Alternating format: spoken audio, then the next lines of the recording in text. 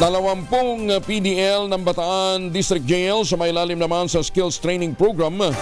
Aba, natuto sila ngayon ng automotive servicing. Detalye ng balita mula kay Danny Cumilang, RH37. Danny, good morning.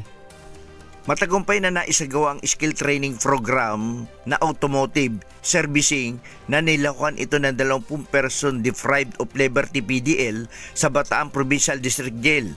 Ang pagsasanay ay isinagawa sa pangunguna ng mga automotive trainers mula sa Bataan Peninsula State University, BPSU sa pamumuno ni Dr. Ronald Lim.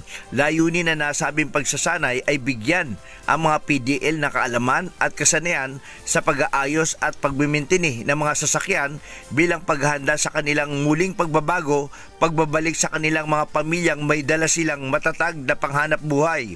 Sa pamamagitan ng hand-off training at gabay mula sa mga tagapagsanay, natutunan ng mga kalahok ang mga praktikal na aspeto ng automotive servicing.